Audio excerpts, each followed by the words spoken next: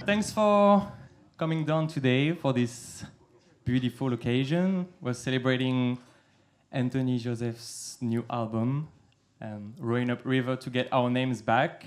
And he's here with Dave Okumu, who produced the records. They're going to be chatting to us about their creative process, how this record came to life. So I think we can all give them a round of applause, Dave Okumu and Anthony Joseph.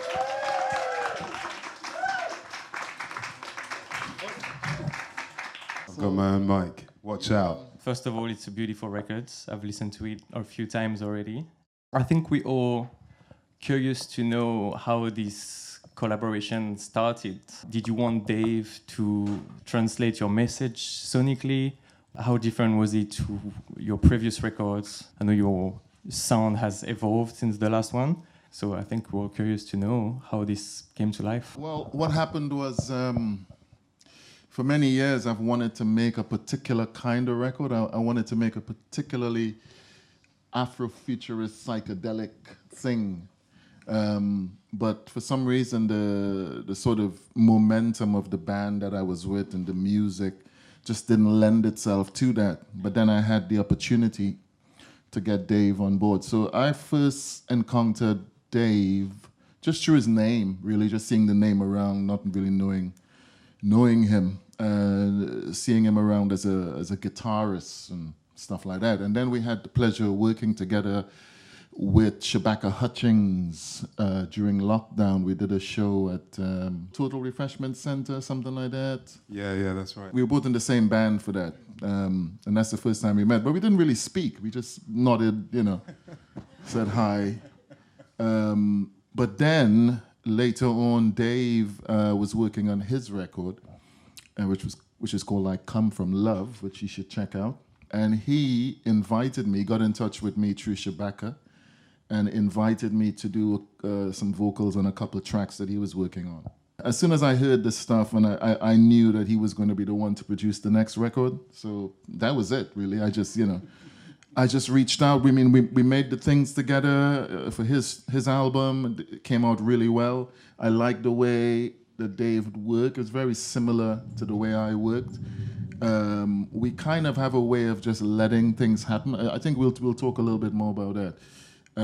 But yeah, there was a synergy there, so it was very easy to get that connection going. Yeah, absolutely. I think it's interesting because you don't really talk about these things, do you, when you meet someone and connect and collaborate? So it's great to have an opportunity to reflect on how it came together. There's a couple of things I want to tell you. Sometimes when you meet a person, you feel like you've known them all the time. So I've obviously thought about what I would say if someone said, when did you meet Anthony? The first time we met in that situation that he described, it felt like I was like, have I met this guy before? I'm sure I've met this guy before. And I think it's just because of the connection that we share. And it was a strange time. It was during COVID, and I remember it was the first time I got to perform with other musicians, and everyone was trying to, in COVID, and everyone was trying to work out the social distancing thing. It was all kind of quite confusing. That's the reason why we didn't exchange words, because there was a little bit of it's not because I'm unfriendly. It's it was just a strange situation. But as you will all know, Anthony's he's just an extraordinary presence. So it just felt very, very natural to perform with him, even in quite an unusual setting. The other thing I want to tell you is that the collaboration that we first, the first time we actually made music together, which was in the context of my record, it was a really quite an acute situation. I'd made this record, and one of the pieces was inspired by a recording I'd found of C.L.R. James spontaneously translating Césaire, and it's this beautiful rendition of one of my favorite poems, Return to My Native Land. And it's just a section of it, and it inspired this piece of music. I wrote this piece of music to that delivery of that poem, and I became really, really attached to it, and then came up against this sample clearance issue where it was going to be prohibitively expensive to actually have it on my record. And it was a real sort of moment of, I don't know, I felt really sad about it. And then out of that sadness emerged the idea of asking Anthony to replace CLR James, a very high calling. And he just did it. He was just like, yeah, sure. And he just smashed it out of the park. And in our exchange, just through our emails, he was like, oh, I've written this other poem as well. So it just felt so good. So when the time came when Anthony asked if I was interested in working with him on a new record, it just felt like the most natural thing ever, really. Yeah. Sonically, there was something in the sonics, you know. I mean, for the last few albums or whatever, I've been working in a sort of a live jazz vein, you know. Pretty old school, where you set up the band, you rehearse the band for a few days, you go into the studio, you capture it all live, which is great. But I'd done that, and I felt like I wanted to do something which was a little bit more layered and a little bit more of a process sonically to get certain sounds and certain, you know, ideas behind. You know, I wanted a producer who would use the studio as an instrument, which is not something I'd had before, except, I mean, you know, when I worked with, the closest I'd come to that was working with Michelle and Degocello. She really used the studio and the ambience of the band and the setup and all that in a very different way to a producer that just goes in the studio and lets the band play and capture them. That's a different way of producing. That's great. But I wanted something that was a bit more involved and layered. So, yeah, I think we want to play one of the first song on the album. So basically, how this came about was we set up everything, and we set up a couple of dates where we were just gonna, you know, Dave just, as all good producers do this to you, I'll tell you. They tell you, yeah, just come and just jam and see what happens, you know. Just, you know, don't worry, just do some guide vocals, it's not a big deal. And the little guide vocal that you do ends up being on the record. It ends up being the one. So that's what happened. They were just playing, and he was like, oh, take this mic, just, you know. And I just said some stuff, a poem. And this is the first thing that we did, and it ended up being the first single. And it features the wonderful Eska on vocals, who really does make the song. Eska has a new album coming out soon as well. Look out for that.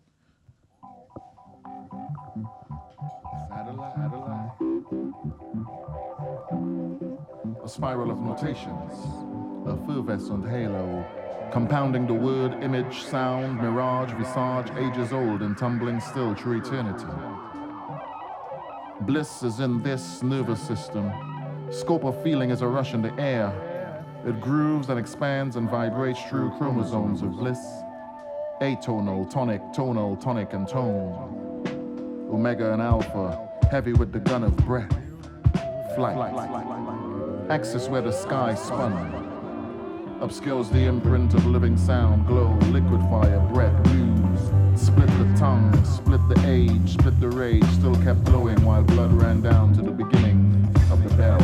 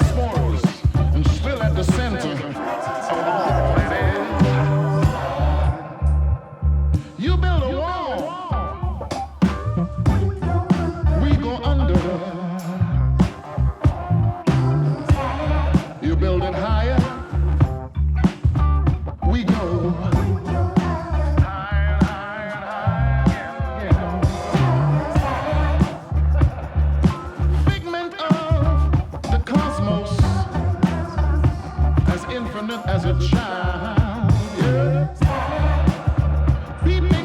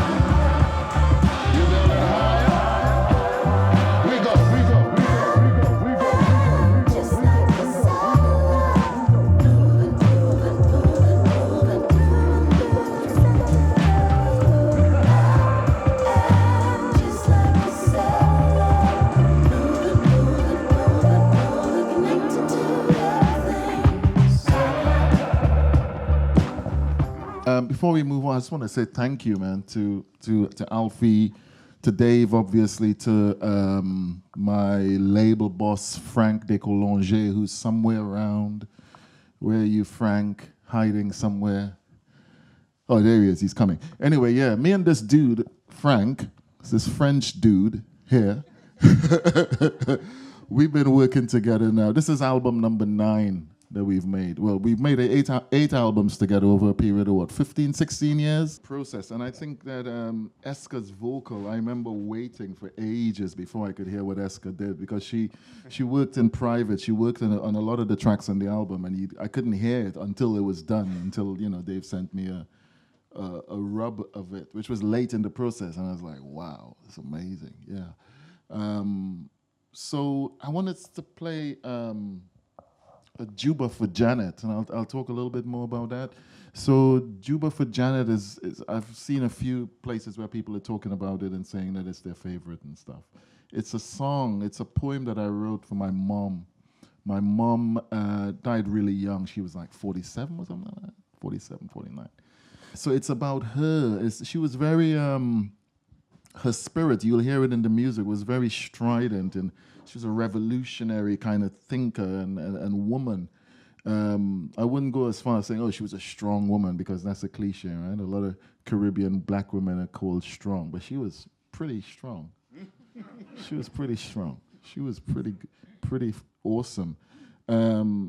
Yeah, and when she was sick and dying, one of the things that I found really interesting was going to see her with the rest of my family, and we all knew that she had terminal cancer. She had terminal cancer, but no one would tell her that she was going to die. And she actually asked us, "Am I going to die?" And we were turning away. No one would answer. It's very interesting. So that inspired a Juba for Janet. So a Juba is a dance it's a West African dance that is done with the elbows. And you use it for, sometimes it's used as a funeral song, as a funeral dance, and sometimes it's used for other celebrations, but I'm using it in the funereal sense. And it's probably the only time I've tried to work with dub.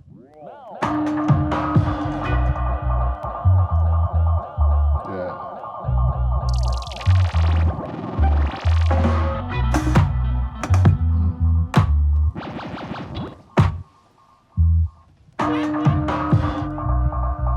That dip, Miss Janet, dip down in that dim room, bulk of hip, and learned us how to dance the juba, the bel air, the limbo.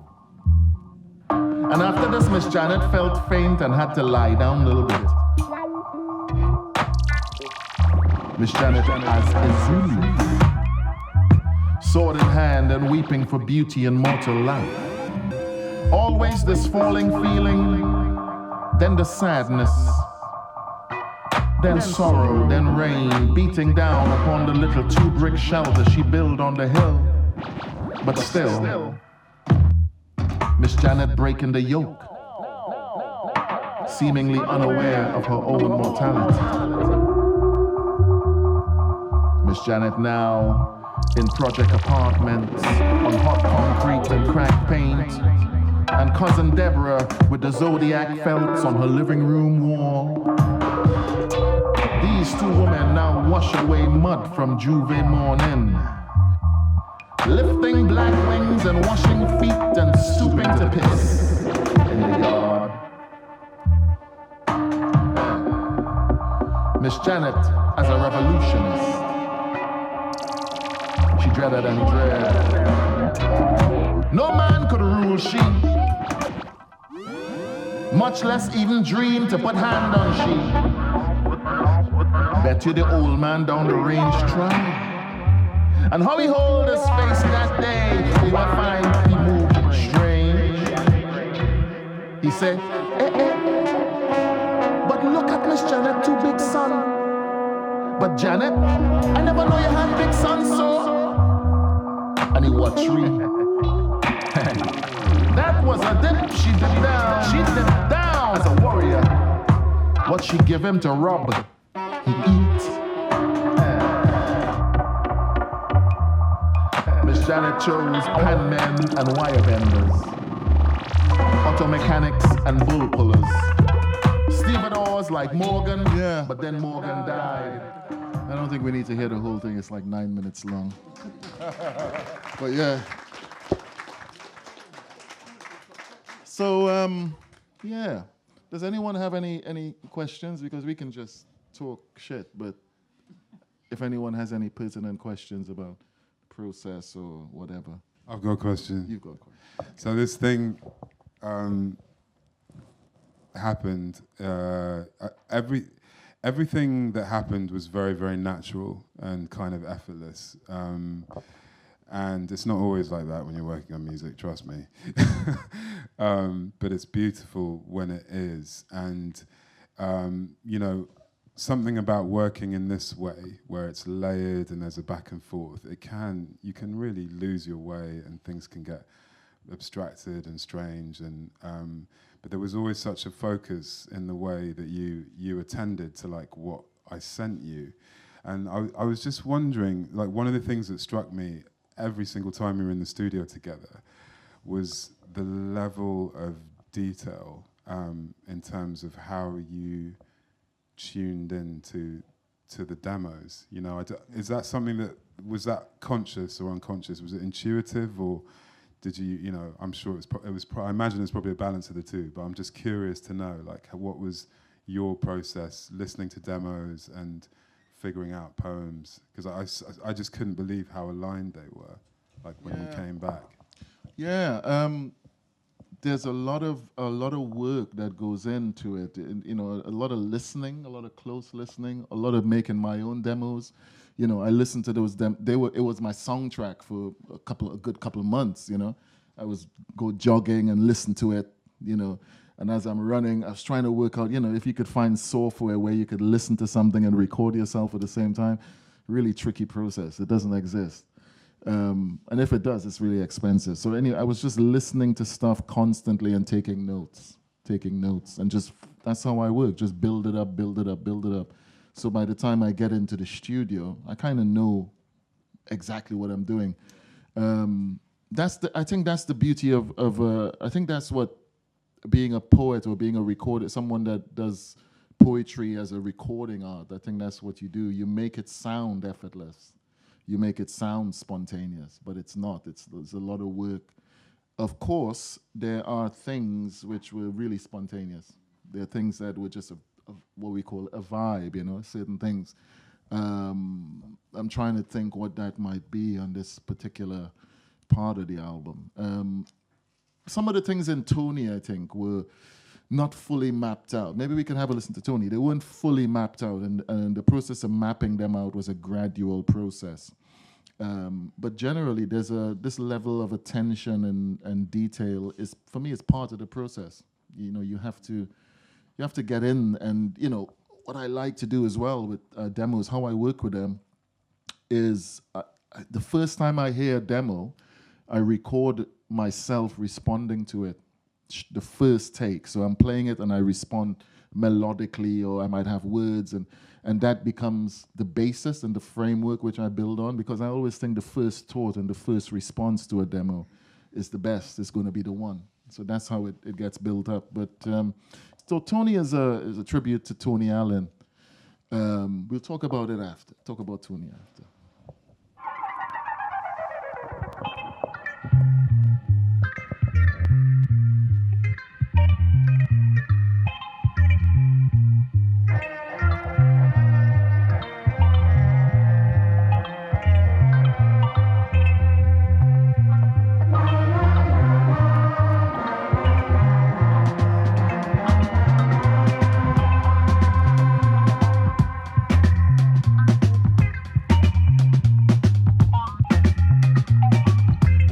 That night in Paris, at La Belle Villoise, the master drummer was propulsive, with a skitter and a shudder and a rattle of the snare, as if a band of drummers on briquette drums were playing in a circle, a cipher, a region. It was a militant soundtrack for rowing upriver to get our names back.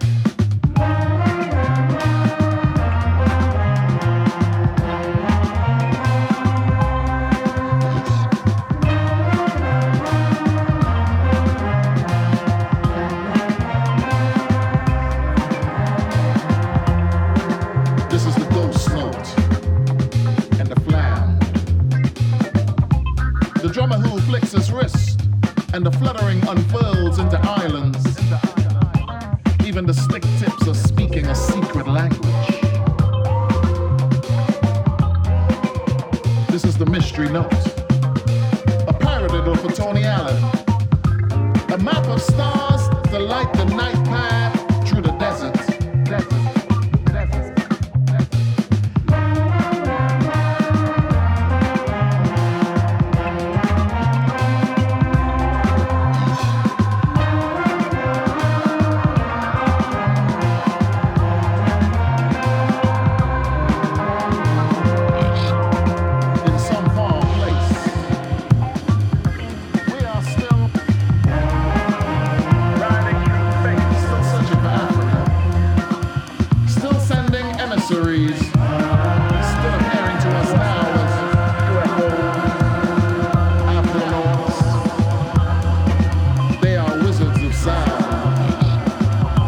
Manipulating the spaces between time with laughter. Someone like Tony Oladipo Allen, who always had a smile.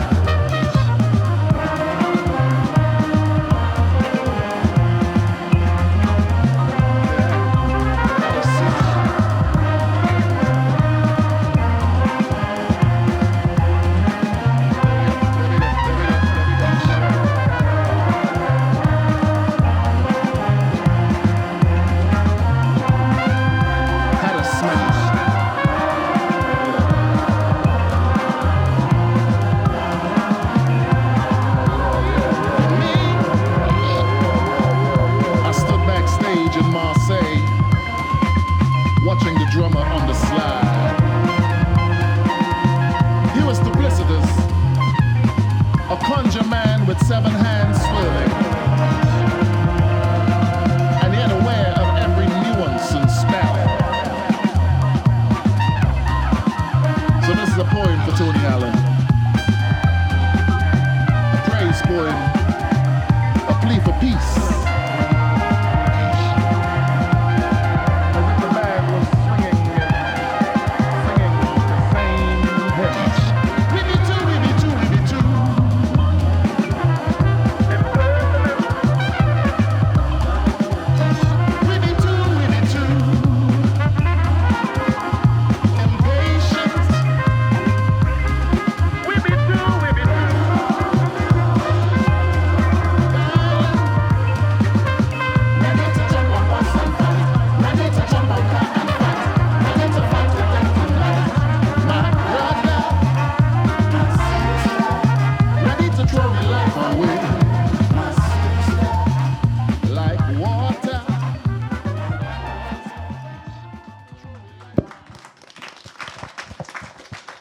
It's the kind of song you can listen to forever. You just keep going and keep going. It's a groove, yeah. So that was on trumpet, that's Byron Allen. On drums, Richard Spaven. Dave is playing everything else, I think.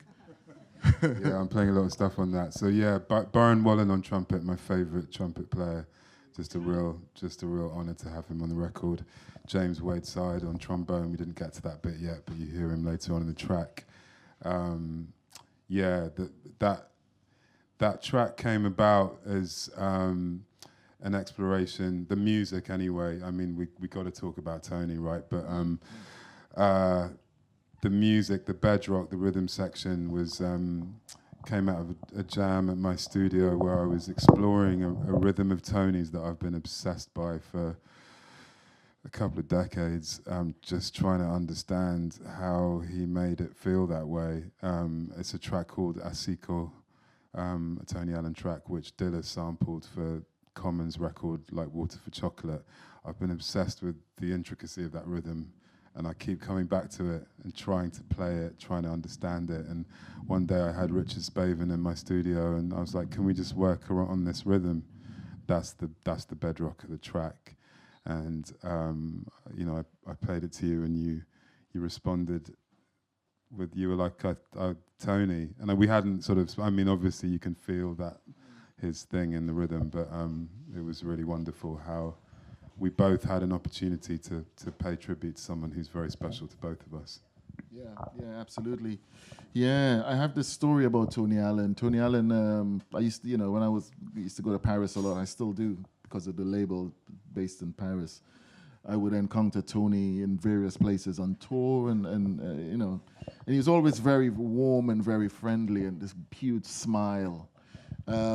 But in the early days, man, in the sort of, I don't know, 2000s, mid to late 2000s, I was in Paris and I was at a place called La Belle Villoise, and I talk about it in the song that I was at this gig and Tony and his band were playing, and I was backstage, and one of the guys in his band, the guitarist, who I think is passed now, was saying to me, come on stage. And I was like, no way. There's no way I'm going to just jump on stage where Tony Allen's playing, But, you got to get permission. You got to go and speak to the man, But I didn't have that opportunity. Tony was playing, and he was like, come on. I was like, no, man, I'm not coming.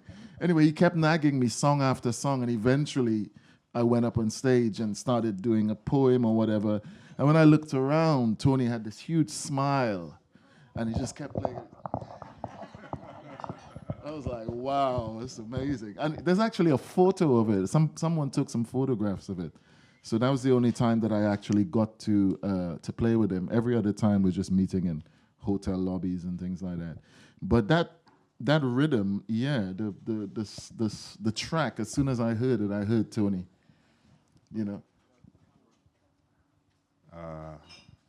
Yeah, as soon as sorry. Yeah, I've got to tell at least one Tony story.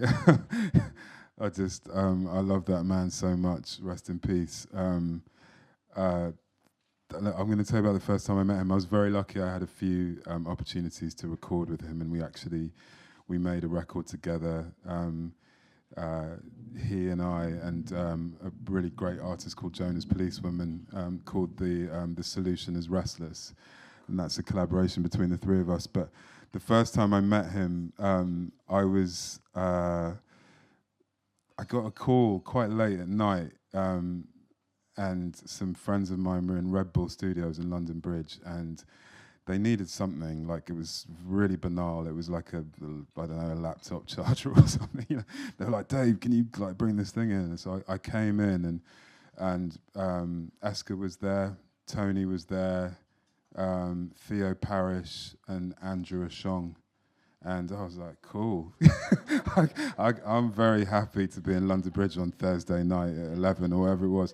And then they were like, come and play guitar, similar situation. So suddenly I found myself from being the kind of Amazon delivery guy to playing guitar with one of my heroes, on this track.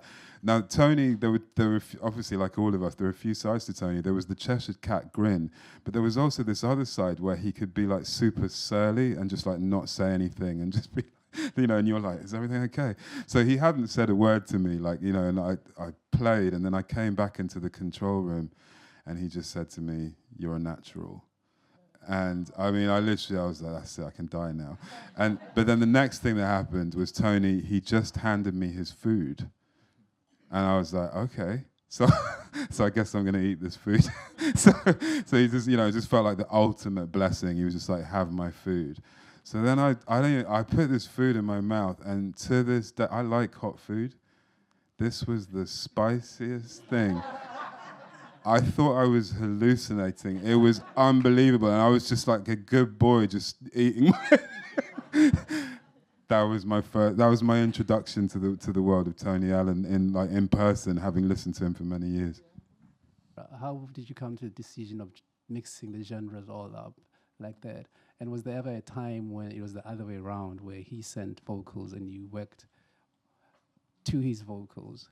And was there a time when there were too many words or too few words that you had to fight over as to what else goes? Okay, the first question, the genres, I think, for better or worse, I have kind of emerged in a culture that I just hear music. There's just no, it's just good music or not, or, something that I feel inspires me or doesn't. And I tend to be pretty boundaryless in terms of genres. I try to, again, obviously, if attend to the context, and you know, I wouldn't want to bring anything to the table. Everything that I brought to the table was unconditional. I just said, and it's totally cool. If you're not into it, that's fine. But having sort of steeped myself in music that he was listening to at the time, everything that I brought to the table was sort of a response to that. So I feel like the genres that are reflected in the record are my response to what the world that Anthony brought me into. So that's kind of how that came about. But it's also just my disposition. You know, I think I'm, you know, I have relatively broad tastes. And then I don't think there was an instance. So it's quite interesting when you're tasked with making a record. You have to, you know, I feel like I see my role as a producer and a collaborator. You know, there's that aspect to it where you're just responsible for a process, and you need to deliver something at the end of that process, and hopefully it's something that's valuable and meaningful. That's kind of what I'm aspiring to, and I guess in order to do that, you have to figure out what the limitations and the parameters of the process are, and do your best within those limitations. And limitations are wonderful things, you know. Not always, but you know, often they can be great for creativity.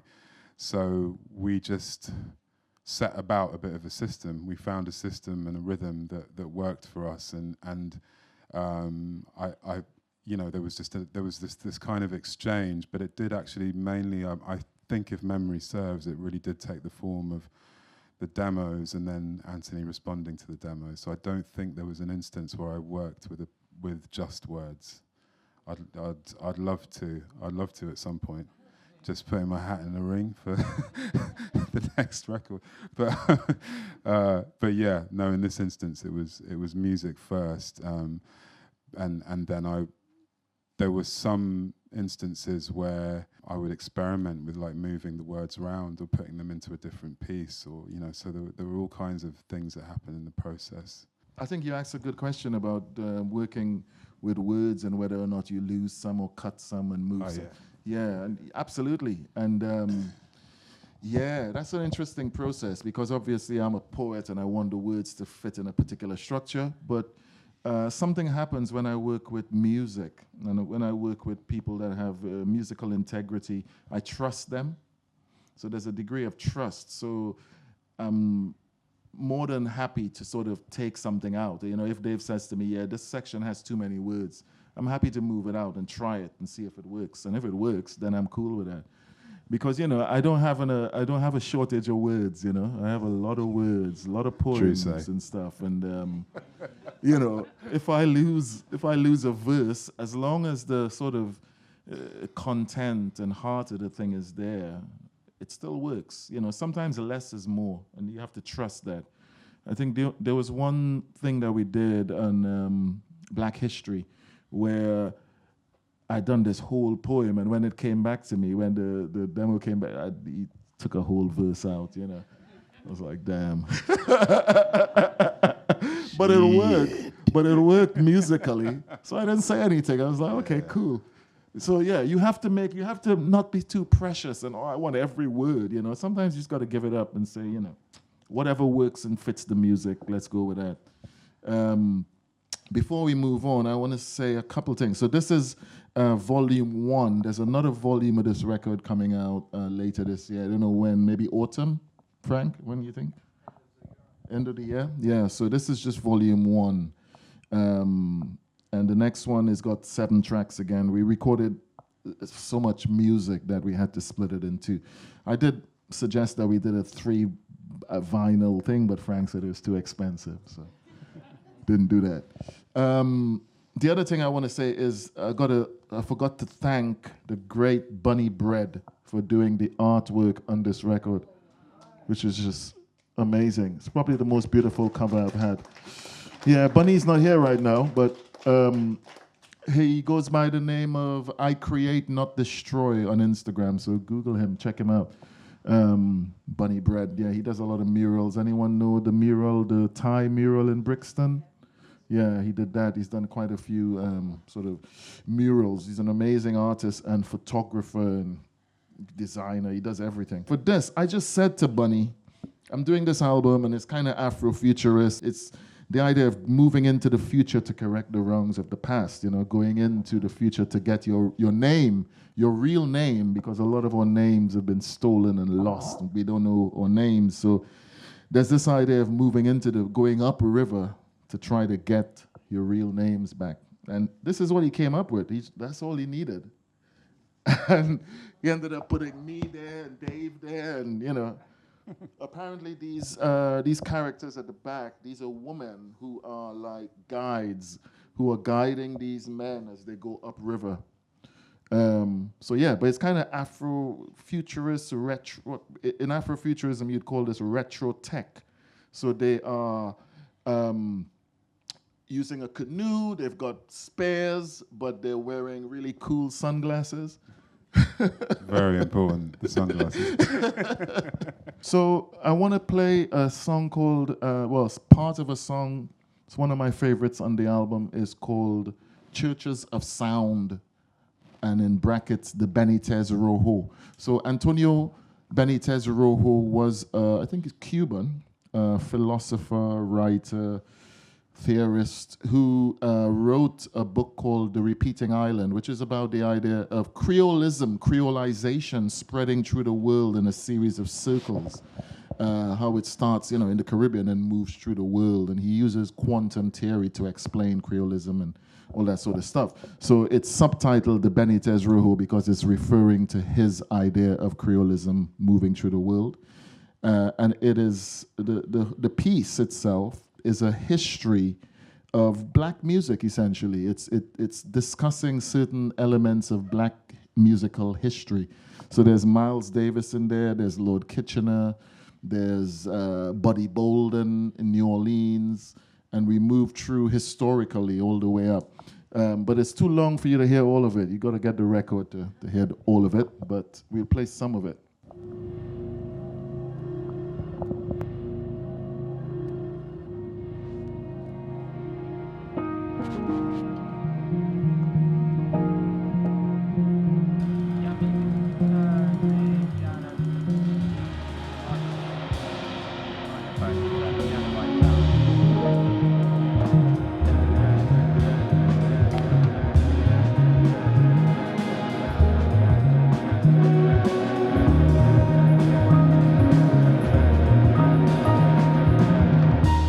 Churches of sound, of the phonoaesthetic bliss of our music, of black notes, of codes and modes of modal blues and 1 and 2, in which the and is actually the groove,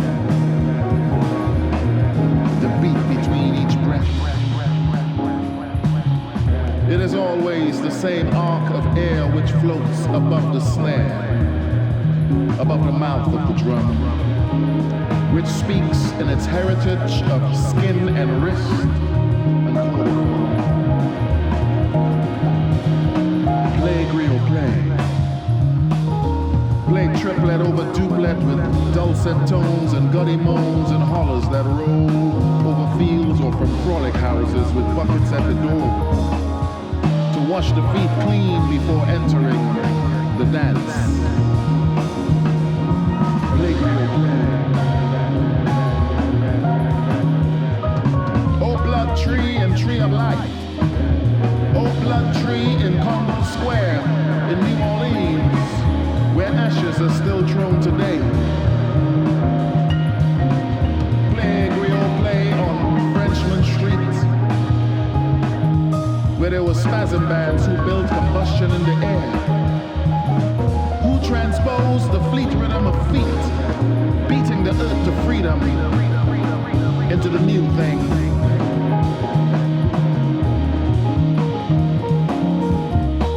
And there were gospelers of the southern states, eyes spun with melisma, who blew the holy roll of their throats to flatten the fifth, then moved down upon us through Pascagoula Bay, oh sacred ground from which our voices blossomed into constellations of sound.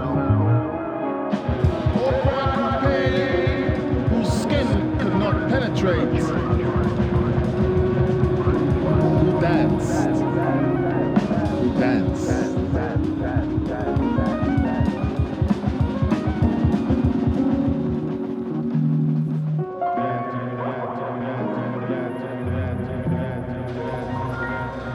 body bold, and his head held the horn.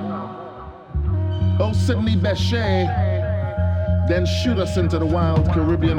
Oh, gospel of soulful days, conceal us among the dry palms and plains and saints of La Pastora, with metaphors for joy, which hit blades and smiles, which hit scars and wild island jazz.